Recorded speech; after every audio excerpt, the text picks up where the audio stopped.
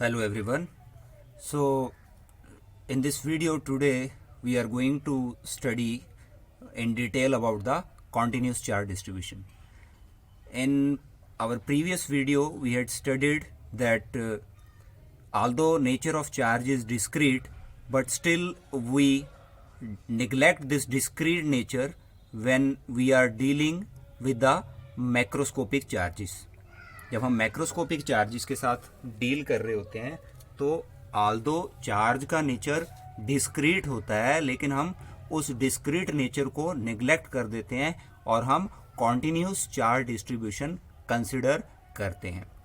Okay, ये definition हमने last video में भी पढ़ी थी, इसको हम दोबारा देखते हैं. A continuous charge distribution is a system of charges lying at infinitesimally small distances from each other. जब किसी रीजन में जो चार्ज जो सिस्टम ऑफ चार्जेस हैं वो बहुत कम डिस्टेंस पर डिस्ट्रीब्यूटेड होते हैं, तो इस तरह के जो और यूनिफॉर्मली डिस्ट्रीब्यूटेड होते हैं, तो इस तरह का जो डिस्ट्रीब्यूशन है इसको हम कॉन्टिन्यूस चार्ज डिस्ट्रीब्यूशन बोलते हैं या कॉन्टिन्यूस यूनिफॉर्म चार्ज डिस्ट्रीब्यूशन भी बोलते हैं. तो what are the types of continuous charge distribution? There are 3 types: linear charge distribution, surface charge distribution, volume charge distribution.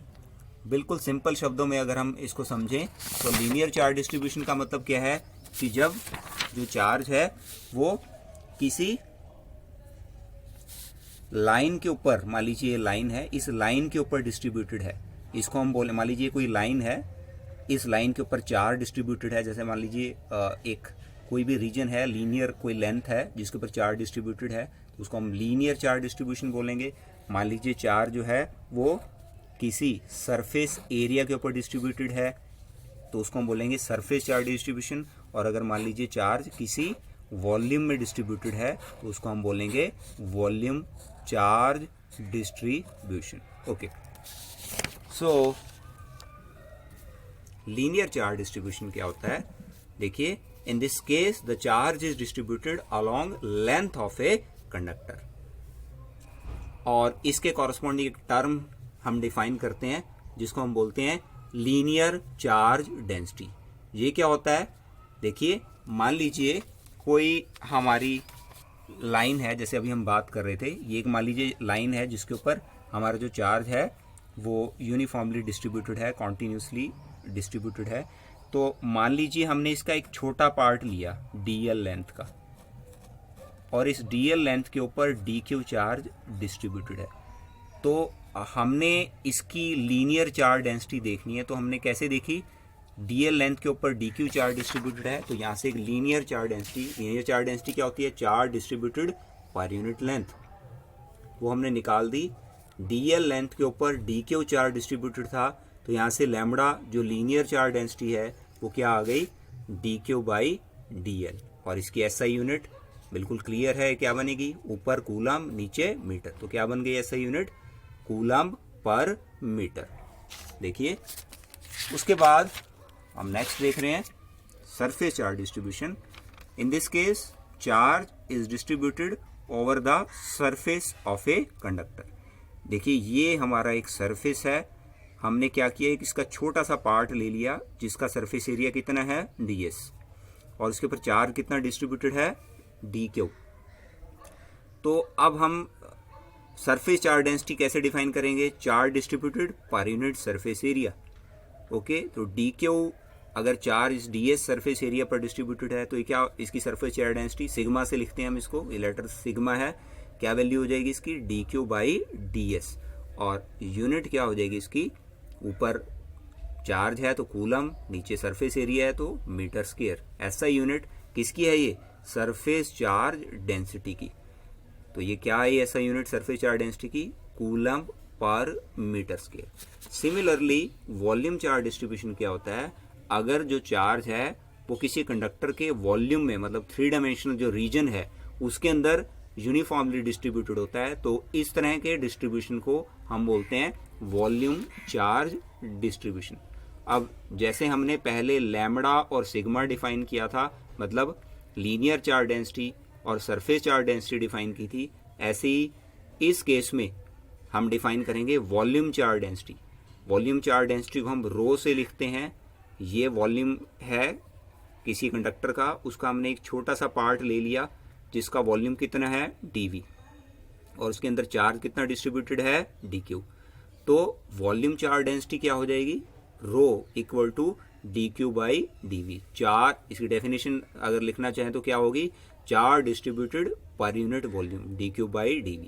पहले हमने पढ़ा, सबसे पहले हमने क्या पढ़ा था, देखिए लीनियर चार्ज डिस्ट्रीब्यूशन में हमने जो टर्म पढ़ी थी, क्या पढ़ी थी, linear charge density lambda. Lambda की वैल्यू क्या थी, dq बाई dl। उसके बाद हमने अगली टर्म पढ़ी क्या, surface charge density. Surface charge density को हमने किससे लिखा, सिग्मा से, और इसकी वैल्यू क्या है, dq बाई ds। अब चार्ज जब किसी कंडक्टर के वॉल्यूम में 3 डायमेंशनल रीजन में डिस्ट्रीब्यूटेड है, तो अब हम जो टर्म पढ़ रहे हैं वो क्या है, वॉल्यूम चार्ज डेंसिटी, और इसको हम किस लेटर से लिखते हैं, रो से, और इसकी वैल्यू क्या होगी, dq by dv। Volume charge density unit हो जाएगी कूलम पर, वॉल्यूम की यूनिट क्या होती है, मीटर क्यूब, तो यूनिट क्या हो गई, कूलम पर मीटर क्यूब। मैं फिर से बता रहा हूं, ये जो तीनों तरह का जो डिस्ट्रीब्यूशन हमने पढ़ा है, linear charge distribution, surface charge distribution, volume charge distribution, ये हम तभी पढ़ते हैं अगर हम चार्ज को ये मानते हैं कि चार्ज जो है वो कॉन्टिन्यूसली डिस्ट्रीब्यूट होता है। Although nature of charge is discrete, but when we are dealing with the macroscopic charges, we neglect this discrete nature and we accept the continuous nature of charge. And by accepting that continuous nature of charge, only by accepting this continuous nature of charge, we can define such terms. Otherwise, we can never define such terms. I think these three distributions are clear to you. So, our now next topic related in this topic is in this video or in this lecture, today's lecture, continuous charge distribution, this is today's lecture. So in this topic, our next next topic is force on a point charge due to continuous charge distribution। किसी point charge के ऊपर continuous charge distribution के कारण जो force है वो हमें calculate करना है। देखिए, सबसे पहले हम फोर्स कैलकुलेट करेंगे। इस क्यू, ये पॉइंट चार्ज है, पॉइंट चार्ज का मतलब मैंने आपको पहले भी बताया था, पॉइंट चार्ज हम किसको बोलेंगे, अगर कोई चार्ज जिसका अमाउंट नेग्लिजिबल, मतलब बहुत कम, very small amount of charge को ही हम पॉइंट चार्ज बोल देते हैं। ये कोई पॉइंट चार्ज है क्यू, जो कि यहाँ पड़ा हुआ है किसी पी पॉइंट पर, और ये एक्स वाई एक लीनियर कंडक्टर है, और इस कंडक्टर के ऊपर ये एक लेंथ है कंडक्टर की, इसके ऊपर चार्ज यूनिफॉर्मली कॉन्टिन्यूसली डिस्ट्रीब्यूटेड है, और हमें इस लेंथ के ऊपर जो चार्ज डिस्ट्रीब्यूटेड है, इसके कारण, इस लीनियर चार्ज डिस्ट्रीब्यूशन के कारण इस पॉइंट चार्ज पर जो फोर्स लगेगा वो कैलकुलेट करना है। देखिए, ध्यान से समझिए, ये जो कंडक्टर एक्स वाई है, इसकी लंबाई लेंथ एल है। हमने सबसे पहला काम क्या किया, इस कंडक्टर एक्स वाई का एक छोटा सा रीजन अज्यूम कर लिया जिसकी लंबाई कितनी है, dl, और इस छोटी सी जो लंबाई है उसके ऊपर चार्ज कितना है, मान लीजिए dq। फिर से बता रहा हूं, ये एक चार्ज, एक लेंथ एक्स वाई कंडक्टर की है, उसके ऊपर डिस्ट्रीब्यूटेड है। हमें इस लेंथ के ऊपर जो लीनियर चार्ज डिस्ट्रीब्यूशन है उसके कारण से इस पॉइंट चार्ज के ऊपर फोर्स कैलकुलेट करना है। उसके लिए हमने क्या किया, इस लीनियर चार्ज डिस्ट्रीब्यूशन का, इस कंडक्टर का एक छोटा सा पार्ट अज्यूम कर लिया जिसकी लंबाई कितनी है, dl, और इसके ऊपर चार्ज कितना है, dq।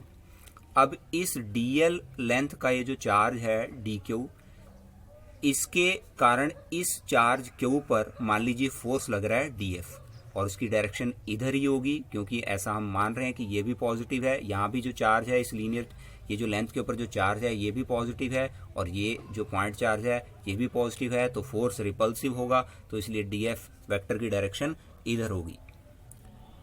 और मान लीजिए ये जो छोटा सा हमने dl जो इसका सेगमेंट लिया है, उसके सेंटर से इस पॉइंट चार्ज की ओर जाने वाली जो लेंथ है, इस लेंथ की लंबाई r है, तो उसके मतलब अगर ये लेंथ r है तो हम ऐसा मान सकते हैं कि इसको, इस पॉइंट को अगर मैं ओरिजिन मानूं तो ये r वेक्टर हो जाएगा, जिसको मैंने यहाँ पर दिखाया नहीं है क्योंकि उसकी ज़रूरत नहीं है।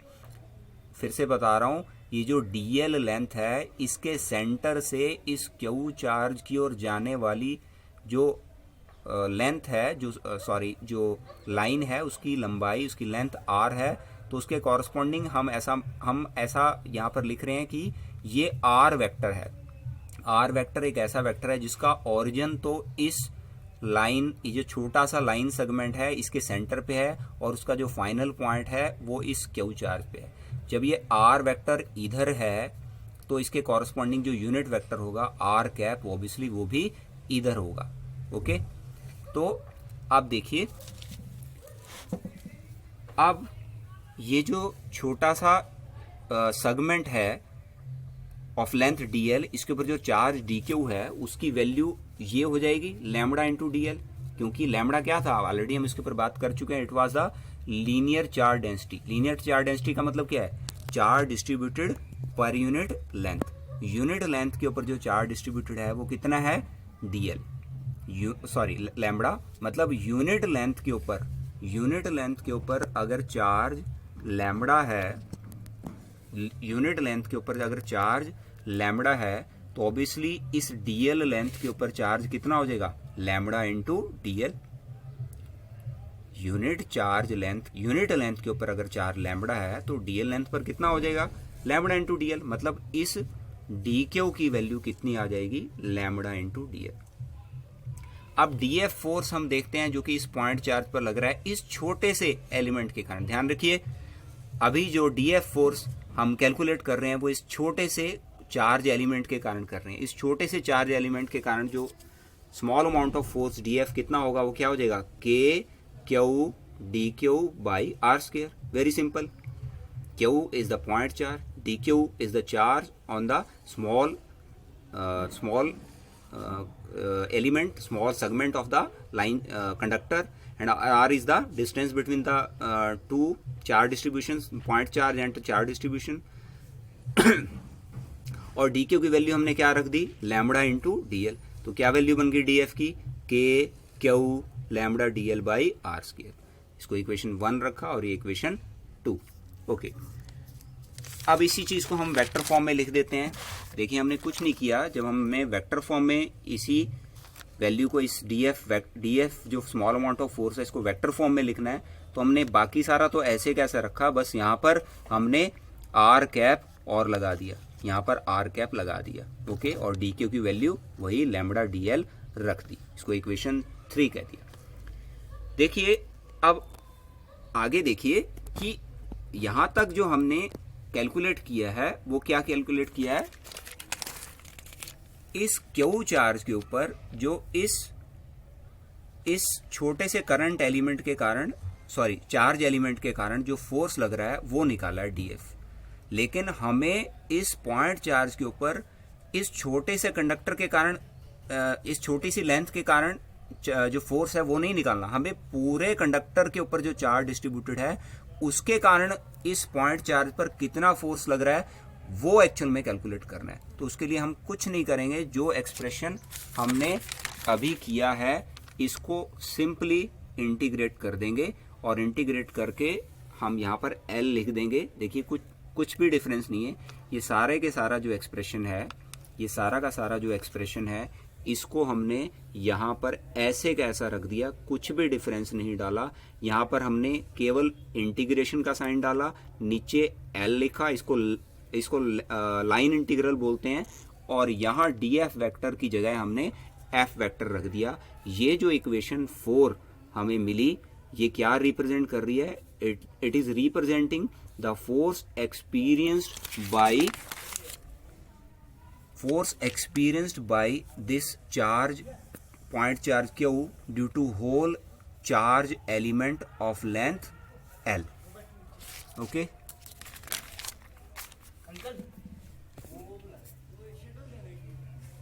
just a minute।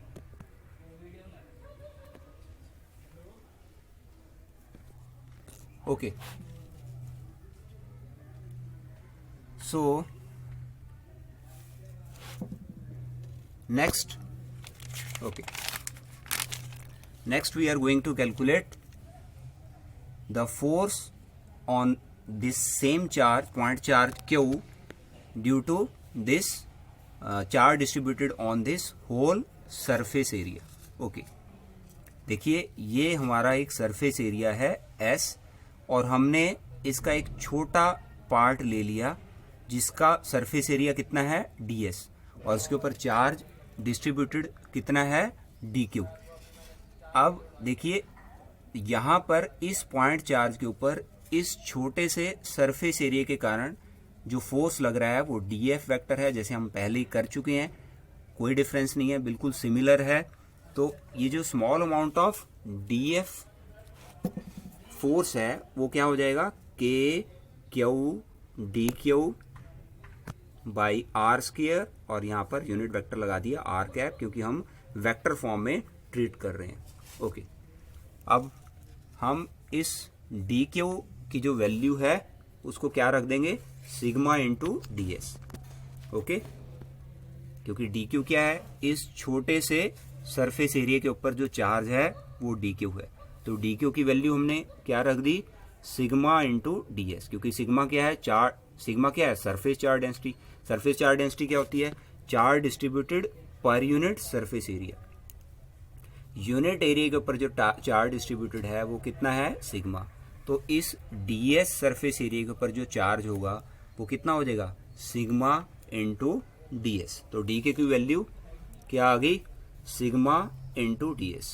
ओके, तो हमने कुछ नहीं किया, जैसे पहले हमने लैम्बडा इंटू dl ली थी dq की वैल्यू, अब हमने dq की वैल्यू क्या ले ली, सिग्मा इंटू ds. तो df जो हमारा वेक्टर फॉर्म में इसकी जो वैल्यू है वो क्या आ जाएगी, k q dq by r square r cap, और ये वैल्यू dq की जब हम रख देंगे, ये dq की जब हम वैल्यू रख देंगे सिग्मा ds, तो ये df वेक्टर आ गया. Okay, it is the force experienced by this point charge due to this small charge on this small surface area ds. लेकिन हमें जो फोर्स निकालना है वो किसके कारण निकालना है, वो इस पूरे सरफेस एरिया के कारण निकालना है.